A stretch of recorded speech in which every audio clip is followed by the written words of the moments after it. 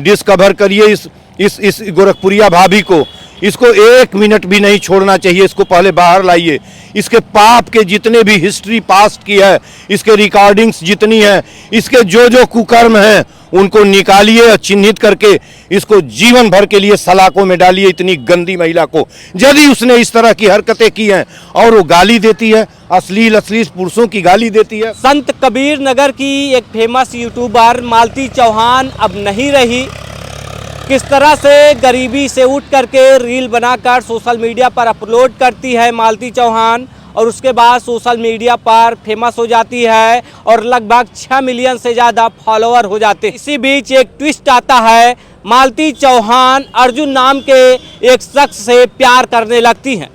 जब प्यार कर रही थी, इसी बीच कई कॉल रिकॉर्डिंग सोशल मीडिया पर लगातार वायरल हो रही थी। कभी गोरखपुरिया भौजी वायरल कर रही थी, कभी कोई वायरल कर रहा था।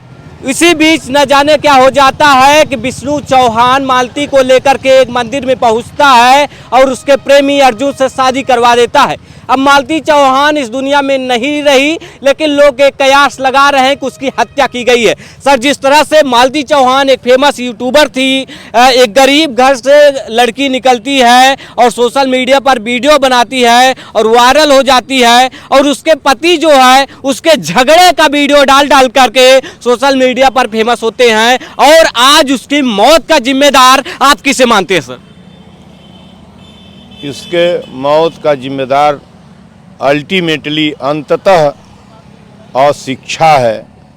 यदि शिक्षा होती, एक छोटे घर से निकली हुई मालती और इस तरीके से रास्ते उसके बदलते चले गए, यदि फंडामेंटली ठीक से पढ़ी लिखी होती, कायदे से पढ़ी होती, तो वह गलत कौन सा रास्ता है, सही कौन सा रास्ता है, इसका निर्धारण कर पाती और वह फंसती चली गई। और इस पूरी लफंगी व्यवस्था में पूरे आप देखिए ना कि किस तरीके से विष्णु ने शादी किया 3 साल पहले और इसके बाद वो भी यूट्यूबर और 6 मिलियन तक का उसका वीडियो, और किस तरीके से फिर इस बीच में एक अर्जुन नाम का प्लेयर आता है, बीच में इन्वॉल्व होता है। ये वही अर्जुन है जिसको मालती अपना भाई मानती है, उसको राखी तक बांधती है।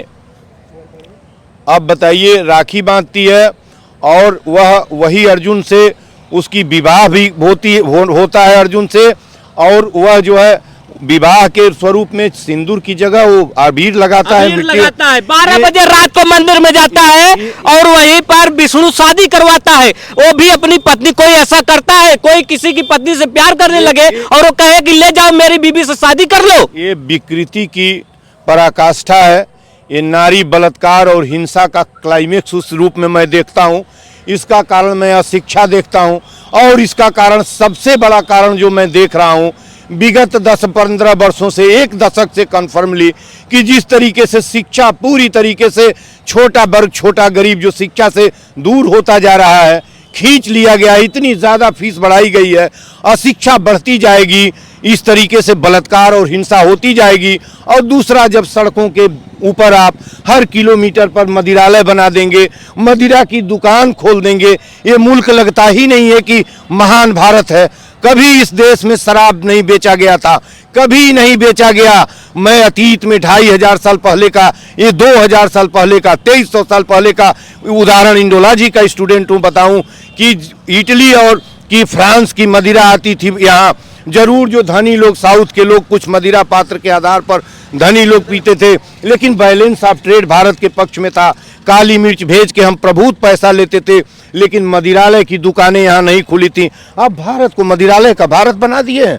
ये लगता ही नहीं कि बुद्ध की जमीन है, ये लगता ही नहीं कि बताइए सर, मालती चौहान की मौत हो जाती है, उसके बाद कुछ ब्लॉगर अपनी रोटी सेकने में लगे हुए हैं।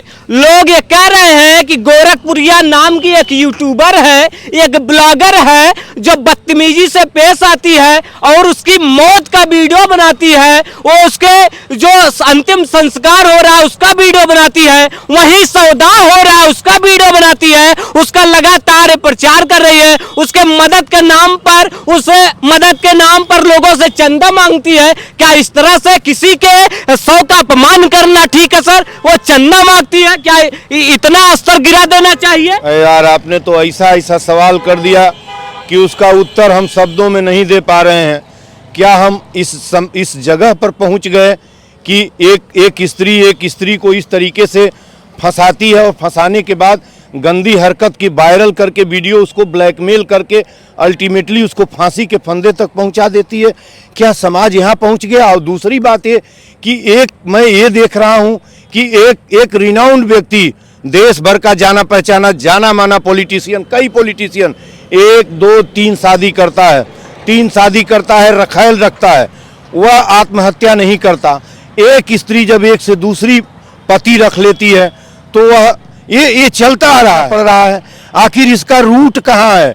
एक क्या बात है कि स्त्री ही बलात्कार की शिकार होती है, पुरुष बलात्कार का शिकार क्यों नहीं होता है? यह खोजने की जरूरत है। इसका सबसे बड़ा जो पॉइंट है, सबसे मेजर कारण, लेकिन एक लौता कारण नहीं है, स्त्रियों को, बेटी बहनों को शिक्षा दीजिए। शिक्षा मित्रों, अब बच नहीं सकता है। अब भारत को आप इस तरीके से नहीं बचा सकते। और जहां तक संत कबीर नगर का प्रश्न है, आप डिस्कवर करिए अर्जुन को, डिस्कवर करिए इस गोरखपुरिया भाभी को। इसको 1 मिनट भी नहीं छोड़ना चाहिए। इसको पहले बाहर लाइए। इसके पाप के जितने भी हिस्ट्री पास्ट की है, इसके रिकॉर्डिंग्स जितनी है, इसके जो कुकर्म हैं, उनको निकालिए और चिन्हित करके इसको जीवन भर के लिए सलाखों में डालिए। इतनी गंदी महिला को, यदि उसने इस तरह की हरकतें की हैं और वो गाली देती है, अश्लील पुरुषों की गाली देती है, वो भी सौदाह केंद्र पर जाके, क्या ऐसा भी हो सकता है क्या? और इसका कारण मूलतः ये कारण यह है कि अब शिक्षा ही इस भारत को बचा सकता है। और जो शिक्षा को तोड़ दिया गया है, जिस हुकूमत ने शिक्षा को तोड़ दिया गया है, इतनी आग बरस रही थी इस हुकूमत के अंदर, इतनी आग लगी थी पिछले साल जब 3 तलाक का कानून बैन लगने का था। क्या इनको नहीं दिखाई दे रहा था कि हिंदू घरों में किस तरीके से बेटी बहनों का कत्ल करके और बलात्कार किया जा रहा है? क्या इनको नहीं दिखाई दे रहा है कि एक पॉलिटिशियन 3 बीबी रखा हुआ है? खुले तौर पर मैं नाम नहीं लूंगा, और जो सदन में बैठता है, न जाने कितने रख के बैठे हुए हैं, रख के बैठे हुए हैं। इस भारत को कहां ले जाना चाहते हैं भाई? ये भारत कहां जाएगा? कौन आदमी इस भारत को इस तरीके से लेके चलता चला जा रहा है आगे?